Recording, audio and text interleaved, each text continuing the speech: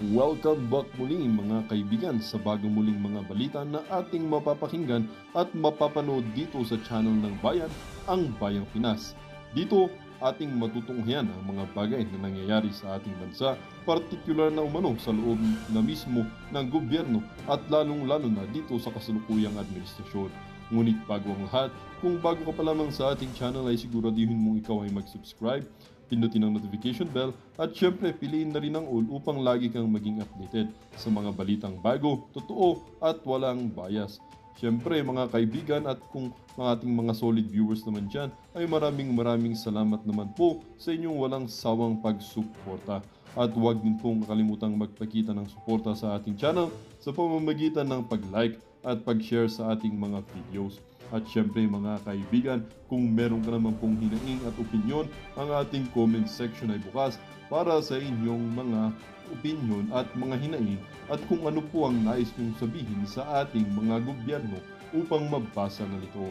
Heto na nga mga kaibigan, atin nang panoorin at pakinggan ang balitang ito.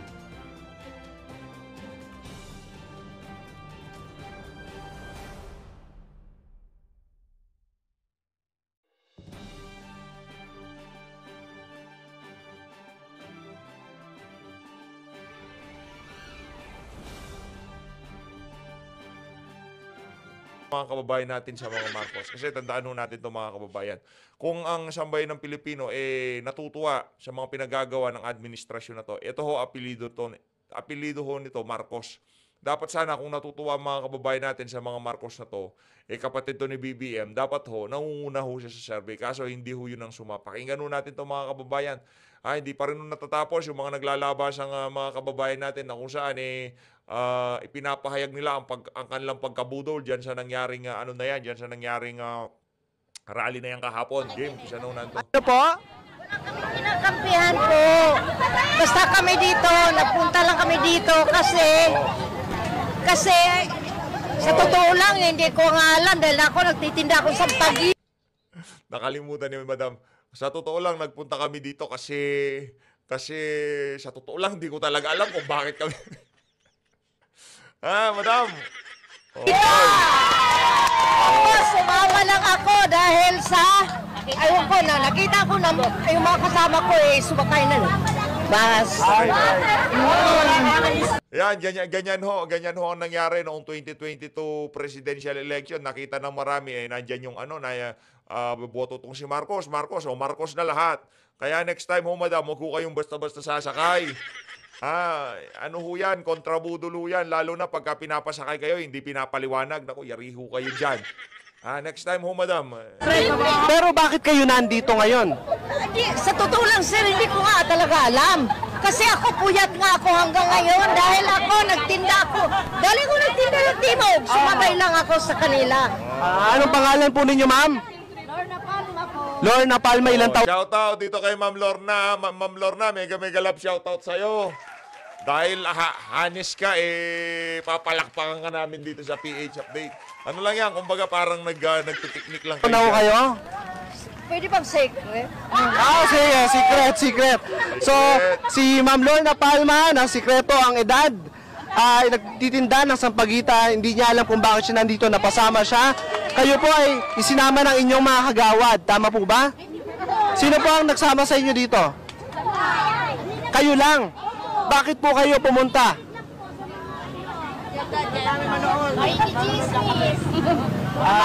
Pero sino po sa inyo, taas lang po ang kamay, sino po sa inyo ang pabor kay Sara Duterte dito? Kayo po, pabor kayo kay Sara Duterte. Kayo, sino ang parang nasa maling lugar ho ata kayo mga Madam. pabor kay Pangulong Marcos? Wala rin. Pero Naku, yari kayo dyan. Ito mga kababayan, mga kababayan natin, daming nabudol kahapon. Sa bagay, meron naman ho kayong tig-1,000, okay na yan. Ito, panoorin naman ho natin to. Nagro-roll call sila dito. Game. Attendance. Kasi gagawad man yan ha. Picture to, bakla! Ate, So yan. tawagin ko pangalan ha. Wala lang, gulo nyo! Video mo! Sino ang mananayang house and land? sino ang nabudol? Sino ba? natin. Ang listahan ng mga... Bordeas! Yes. O yan, Jivan Bordeas, Grace Limbo, Quincy, Problema, kami Ano ba naman yan? Attendance. Meron ho palang attendance check yung mga nakipag-rally kahapon. Kayo naman, oo. Wag ho kayong... meron palang po attendance. yung hindi nabayaran na pinangakuan ng 1,000 Jason ng Pascual. mga kabunian na sino man yan namumuno yan. O, yan na. Sila daw ho yung hindi, yung mga nabudol na hindi binayaran. Anak ng toko. Sino ba? Ang listahan ng Jivan mga... Bordeas! Yes. O yan, Jivan Bordeas, Grace Limbo, Quincy, Problema, kami po yung hindi nabayaran na pinangakuan ng 1,000 Jason ng Pascual. mga kabunian na sino man yan namumuno yan. O, yan na. 1,000. Talagang binidyo. Kami po, hindi na nagpa-interview si ate. Ay, nagtaka. Kami po, yung mga hindi nabayaran ng 1,000 na pinapunta sa rally. Wala na eh, frustrated na to siya. Ano ba naman yan? Pang-ulam na, naging Ito daw, palama. dito na sabihin nyo, walang 1,000. Walang tubig, gutom.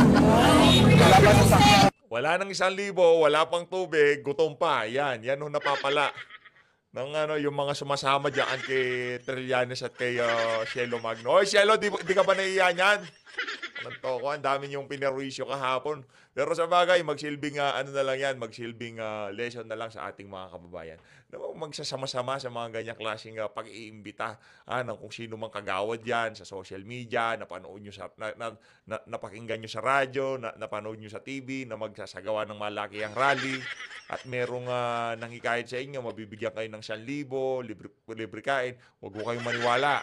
Especially pagka mga organizer, kagaya nitong si Cielo Magno at nitong si Antonio Trillanes, hindi ho kayo magkakaroon at magugutom pa ho kayo. Yun hong sigurado. Dito ho tayo mga kababayan.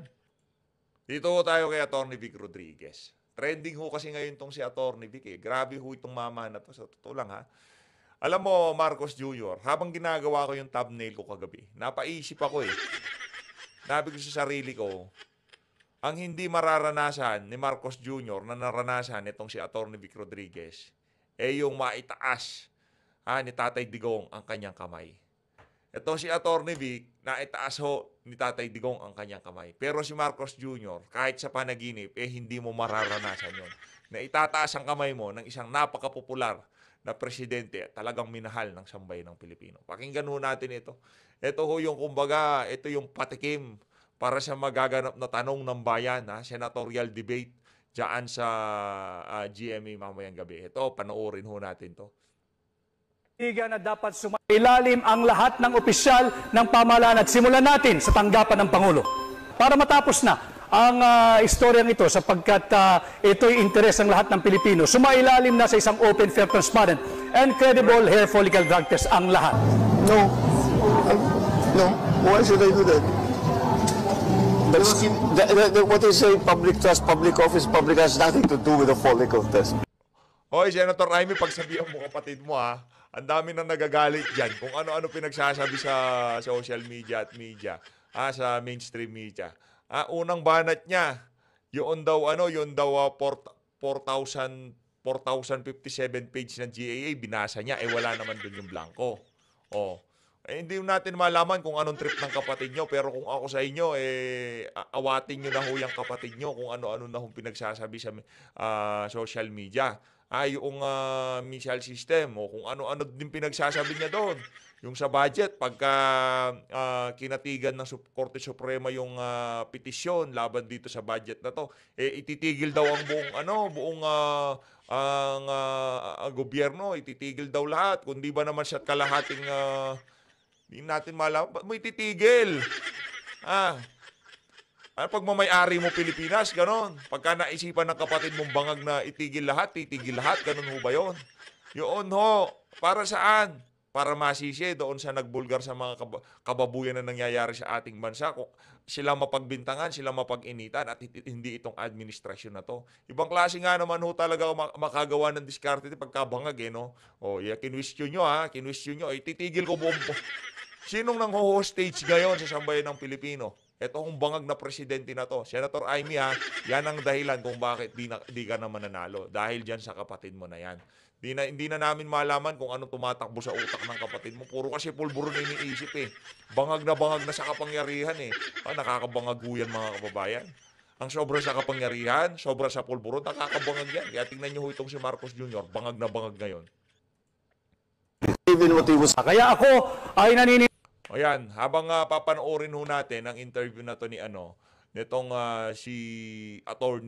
si Senator Amy Marcos, gagawin natin na reaction video. Lagay lang ho natin diyan itong si Attorney Vic Rodriguez para talagang yung exposure niya ay malupitan ha. Ito, panoorin ho natin yung number 56 ha. Tapos itong si Pastor Kibuloy, number 53. Nandiyan ho lahat ng mga kandidato natin. Game, dito ho tayo kay Senator Amy Marcos. Pisa na ho natin ito. Napipilitan pumuntang Manila. But it appears that the road to victory is medyo may kahirapan. In the last survey, number 13 ka na. Oo nga, nangangamata. Anyari? Ano ba yan? Ewan, di ko alam. Inaaral. Huwag ganun. Alam nyo ho dahilan kung bakit number 13 kayo sa survey. Huwag nyo na hong lokohin yung sarili nyo. Huwag nyo nang bigyan ng peking pag-asa sa sarili nyo. Binibigyan nyo pa ng peking pag-asa eh. Ang issue ho dito, hindi ho natutuwa ang sambayan ng Pilipino sa pamumuno ng kapatid nyo.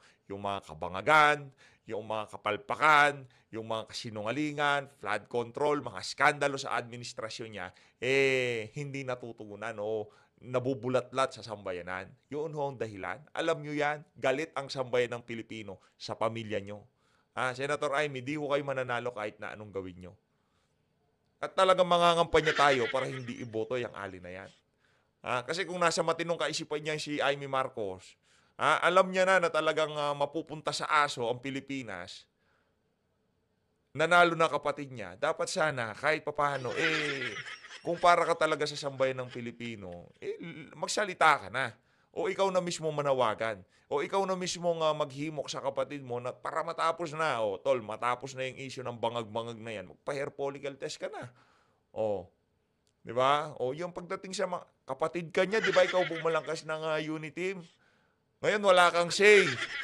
O, binabraso-braso ka lang ng hipag mo. O yan, hipag na, hindi na bayaw Di kasi tayo magaling sa mga ganyan-ganyan Tawag-tawag, bayaw, hipag, o yan. Ngayon, binabraso-braso ka ng hipag mo, wala kang magawa.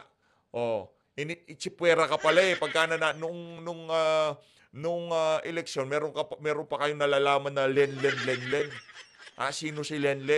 O, meron pa kayong nalalaman pa series. Pagka nanalo pala, ichipwera ka naman. Natin, pero at the same time, trabaho pa more. Oo. Maraming sikat Kinakabahan ka ba? Malalaglag ka? Number 13, medyo alanganin Kung number 2, 3, 4, medyo okay. Pero kung 13. Trabaho lang muna. Okay. Sabi nung nag-i-interview, yari ka dyan, madam. Okay lang okay nga lang number 5, number 6 Pero number 13, nako. Yari ho kayo, madam. Huwag nyo ho kaming idaan sa tawa. Ang problema ho dito, gusto nyo pang paganahin yung pambubudol nyo na ginawa nyo noong 2022. Tapos paganahin nyo ngayon 2025. Hindi na ho ubra yan. Senator Amy Marcos, hanggang nyo ho magpakatotoo ho kayo. Sabihin nyo sa sambayan ng Pilipino, palpak ang kapatid ko. Pasensya na kayo, manghingi ho kayo ng dispensa. Malamang sa malamang, meron pa kayong mabudol o 3, 5, ganon. No, pero yung hindi nyo tatayuan yung mga kalokohan na nangyayari sa administrasyon ng kapatid nyo. At ang dating, syempre, hindi nyo pinupuna.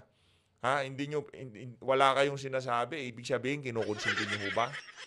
Yun lang naman ho yun Kung hindi nyo pinupuna at hindi nyo inaalman yung mga nangyayari na yan, ibig sabihin, natutuwa ho ba kayo sa ginagawa ng kapatid nyo? Yun ho ang tanong ng ating mga kababayan dito kay Senator Amy Marcos. Nung lumabas yung flood control issue, bangag issue, at napakarami pa akong issue ng kanyang kapatid. Hindi ho siya nagsasalita. Puro parinig. Di ho natin malaman. Pati dito sa interview na to, wala ho tayong narinig sa kanya, kundi puro parinig. Ito, pakinggan nyo ang pagpaparinig niya. Ano kayang dahilan? Is it because your alliance with the Duterte, sa palagay mo, may mga tao na ang tingin sa'yo na mamangka sa 2 ilog? Tama. Ano gusto mo? At marami din nagsasabi na manggagamit, pero hindi naman ako tinutukoy noon. Ako, Teka lang ha. Ano, sino tinutukoy nun? Anak ng tokwa, ikaw ho ang tinutukoy namin. Kung hindi nyo pa ho alam, Senator Amy, pagka mangga, kayo ho ang tinutukoy namin, manggagamit. Ugis pa lang ng baba nyo, mangga na eh. Kayo ho ang tinutukoy namin, wala nang iba. Pagka kayo kasi yung dalawang magkapatid, Amy Marcos, Bongbong Marcos, iisa lang ho kayo. Hindi mo naman kinukontra kapatid mo, ibig sabihin kinukonsinti mo. Ngayon, pagka tinukoy ni VP Sara, mangga, kayo ho yun. O kung sino man tumukoy, o kung hindi man si VP Sara, hindi man ikaw ang tinutukoy niyang mangga. Kami mga taga-suporta ng mga Duterte, pagka tinutukoy namin mangga, iisa lang yan. Si Amy Marcos yan. O sige nga mga kababayan, pagka tinutukoy na mangga, sino unang pumapasok sa utak nyo? I-comment nyo sa baba. Ito talagang si Senator Amy, mapanggang sa ngayon ba naman?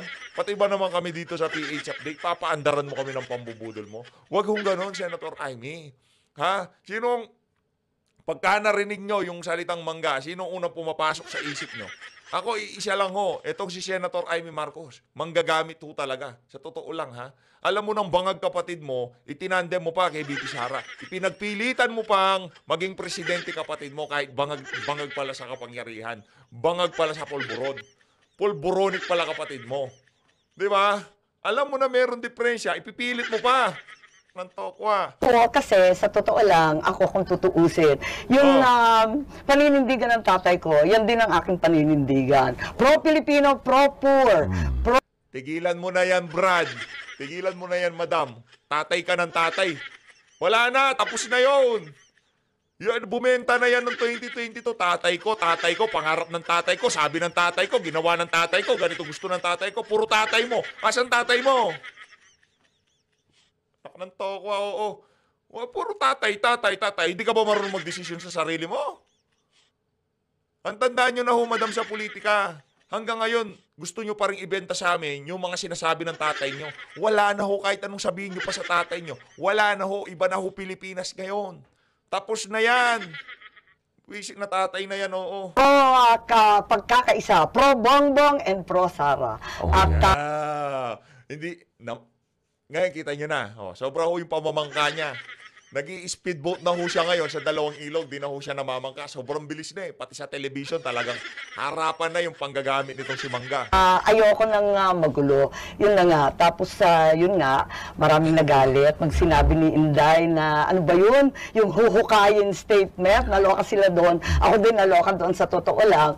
Pero pag galit ng tao, kung ano-ano nasasabi, kaya hindi ko na pinatulan, madadagdagan lang, malaki na yung sunog, huwag na natin dagdagan. Pero aaminin ko, nung unang sinabi sa akin yan, kinadyakan ko. Minessage mo, di ba? Ay, nako, talaga naman. So funny. Then, nung unang sinabi sa akin, di pa publiko eh. Okay. Kumusta mo relasyon? Pero, kaibigan ko talaga siya. Mahal ko si Sara, mahal ko rin si Bongbong. Hindi mo mahal si Sara. Si Bongbong, oo, mahal mo. Si Bongbong Marcos, naniniwala ako, 100% mahal mo kapatid mo. Kasi kahit bangag na, kinukonsinti mo pa. Ibang klase yung level ng pagmamahal mo sa kapatid mo, ha? Kahit nakataya na ang kinabukasan na sambayan ng Pilipino, okay lang, walang problema dahil mahal ko kapatid ko. Pero nung sinabi mo na mahal mo si VP Sara, naku, napakalaking kasinungalingan ho nun na Senator Amy Marcos. Tigilan na ho natin yung pambubudol na yan, kung pwede lang, no? Kasi ano na ho sobrang bumenta na ho yan, ika nga. Paano mo mahal si VP Sara? Sige nga, madam, paano nyo humahal si VP Sara? Walang humpay ang pagbira ng pinsan mong si Martin Romualdez. Okay lang, kung pinsan mo si Romualdez, hindi mo kapatid si Marcos Jr., di ka namin sisingilin. Okay lang, manahimik ka hanggat gusto mo. Walang problema sa amin yan. Di mo naman kapatid presidente. Di naman ikaw bumalang ka sa unit team. Okay lang yan, walang problema sa amin yan. Kahit di ka magsalita kay VP Sara. Kaso una sa lahat, ikaw ang, ikaw ang promotor dito sa lahat ng kaguluhan na to. Ikaw promotor, ikaw ang bumalangkas ng unit team na yan di ba? Ngayon, ikaw ang bumalangkas sa unit team, kapatid mo presidente, yung pinsan mong di natin malaman kung bangag na rin ewan, ang lalim na rin ng eyebags Yung talaga literal bangag ho yun sa ayuda. Yan si Tamba, bangag ho sa ayuda yan. Ngayon, si Tamba, walang umpay ang pagbira kay BP. Sinasabi mo, mahal mo. Ni isang beses, pinagtanggol mo ba si Vice President Sara Duterte? Sinabihan mo ba yung pinsan mo? Tigilan nyo si VP. Ginawa nyo ho ba yun?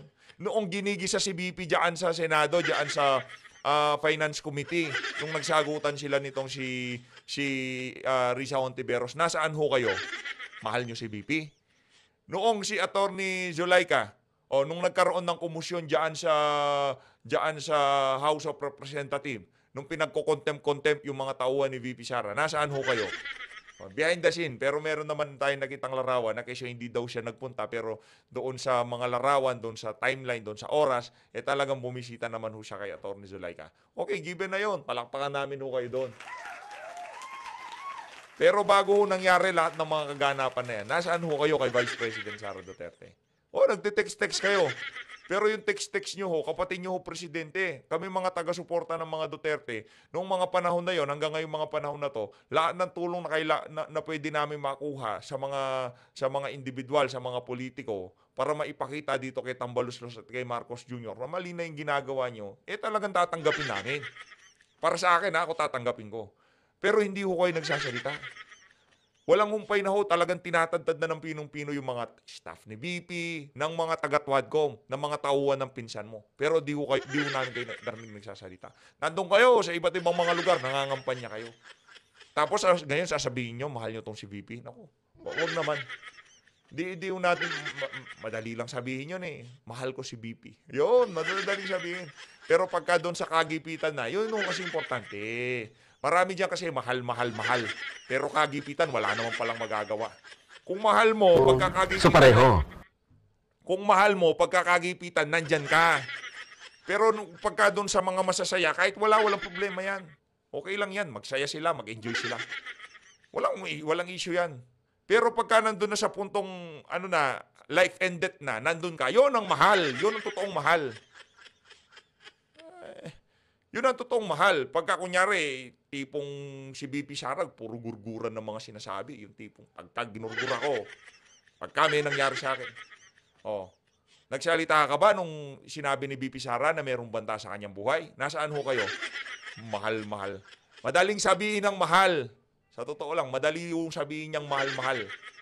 Pero pagka panahon ng kagipitan, yung tipong gurguran ng issue, doon makikita yung totoong nagmamahal. Ay, kaya nga, sabi ng tao, namamangka ka sa dalawang ilog. Hindi ako namamangka, talagang nangingibabaw. At alam ninyo, ako nag-umpisa dyan sa Uniteam. At hindi nga sila magkakilala. Pinakilala ko. At dyan sila nanalo kasi tuwan-tuwa ang Pilipino. Noong 2022, magkaroon ng pag-asa kasi nagkakaisa na yung buong bansa. Kaya sana bumalik at makapagtrabaho ng maayos at wag makinig masyado sa mga alingaw-ngaw sa magkabila. Alam mo, pareho silang may bulong. Sa palagay ko, yung iba... Parehong may bulong. Walang bulong kay VP Sara. Si VP Sara, mabubulungan mo? Mabubulungan niyo ba si VP? Mabubulungan niyo ba si Tatay Digong? Hindi mabubulungan niya mga yan. Silang ang dalawa, di nagbubulungan Tapos kayo pa bubulong sa kanila. Meron nung sariling diskarte. Meron nung utak yung mga yan. Yung mga bangag lang ho ang pwedeng bulungan kagaya ng kapatid mo, Senator Amy. Pero si VP Sara, huwag magkabilang. Nakatingala sa 2028. Pwede ba? Ang layo pa ng 2028. Tigilan muna yan. Tutukan muna yung problema ng bansa at maghanap ng Amy solution.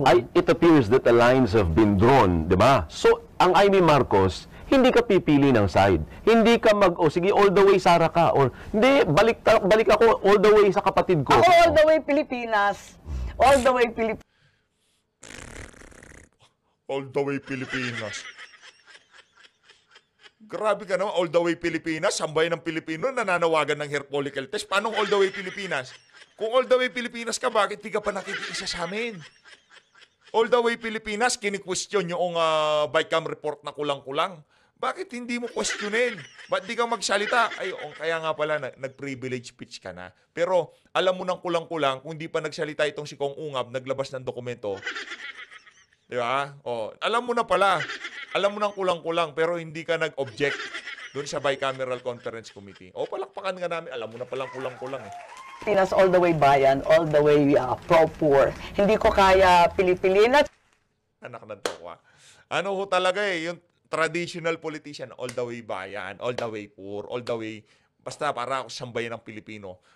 Panawagan ng ating mga kababayan, magkaroon ng katarungan doon sa 5,500 flood control. Asan yung all the way bayan? All the way Pilipino. Ibabato talaga namin sa inyo yung mga issue na yan kasi kapatid kayo ng presidente. Ha? Dalawa lang ho yan. Hindi pwede yung maligamgam. Kung mainit kayo sa mga kay VP, kung mainit kayo para sa tama, mainit kayo para sa tama. Kung pro-bangag kayo, tanggap naman namin eh. Di naman ho namin kayo pipilitan siya. I mean, dito ka na lang sa amin. Dito tayo kay VP. No, hindi. Dito tayo sa mga Duterte. Dito tayo sa panawagan ng sambayan ng Pilipino. Diba? Kaso ang problema ho, Senator Amy Marcos, hindi ho pwede yung ganun. Hindi pwede yung ganun. Kung kay bangag ka. Kung para ka sa tao, para ka sa tao. Sabihin ko na yung totoo, hindi ako natural na politiko. Hirap na hirap ako sa bangayan ng bangayan. Matapang ako sa matapang. Pero makipag-away, bakit? Ayaw mo ng Mahal ko conflict. sila. Ayaw mo ng conflict, Senator. Well, it takes up time. It's a waste of time and energy and there's so much work to do. Napakadaming trabaho, ang daming suliranin. Sa problema pa lang bigas talagang masakit na sa ulo. Sa gasolina pa lang, paano isosolve yan? How is your relationship? Sa bigas, ibalik yung taripa sa pag-i-import, alagaan yung mga magsasaka, patubig, pataba, ayusin. Yung National Irrigation Authority, paganahin na maayos yung mga patubig kasi number 1 problema ng mga magsasaka yan. Yung NIA ho mga kababayan, wala ho yan. National Irrigation Authority, wala hong kwenta, walang... Punta ko kayo sa iba't ibang bahagi ng Pilipinas, yung mga ginawa ho nilang mga delta, kanal o kung ano pa para sa patubig ng mga magsasaka, wala akong tumutulo, walang umaagos na tubig. O, number 1 yon. O, doon pa lang wala na, sablay na eh. Pero pinuponduhan ho natin yan. Taon-taon meron ng pondo yung mga, yung mga irrigation project. Walang tumutulo. O, ano pa? O, abono. Dahil abono, napakamahal. Edukasyon. Teknolohiya. Yun ang importante ngayon eh. Kaso ang inuuna ho nila, siyempre, ayuda. Akap tayo dyan.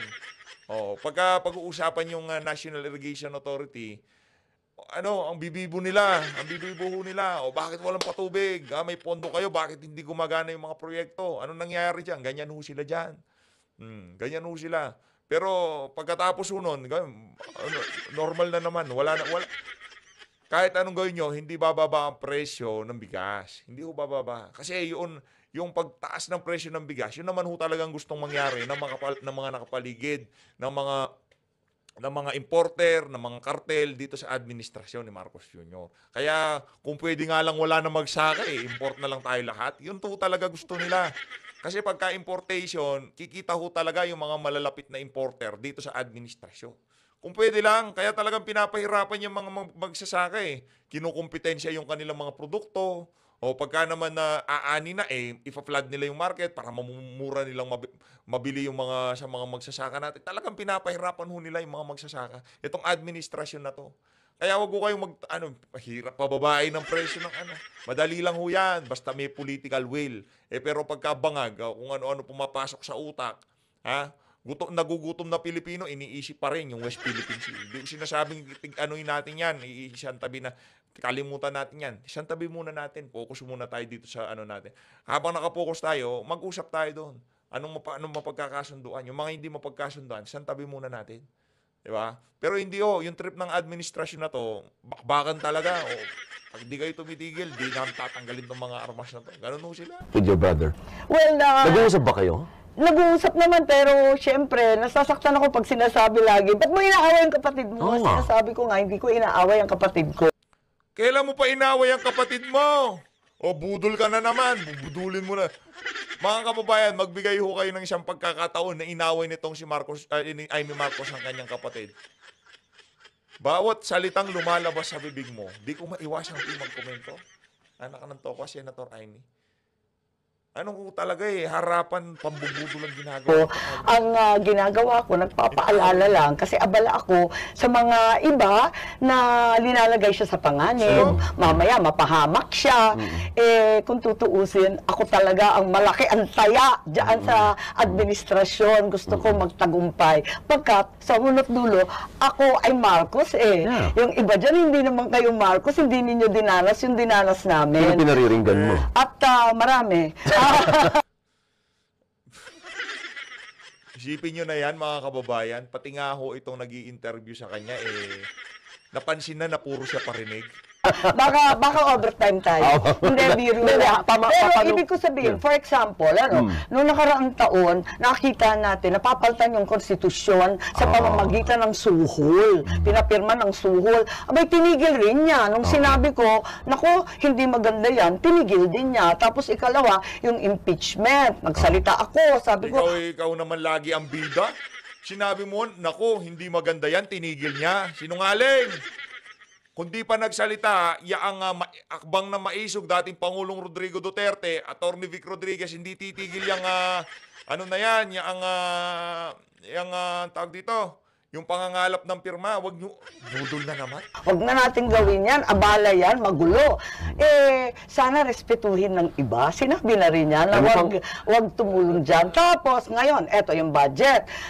Nag-privilege speech ako sa Senado. Yan, nag-privilege, iyayabang niya yung privilege speech niya.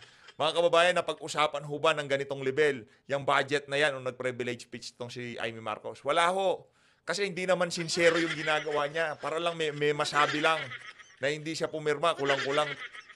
Meron naman kayong kopya dyan. Kayo naman, oo. Ulat ang iba. Sabi, ba't mo inaaway? Sabi ko, hindi ko inaaway. Wala siyang kasalanan dyan.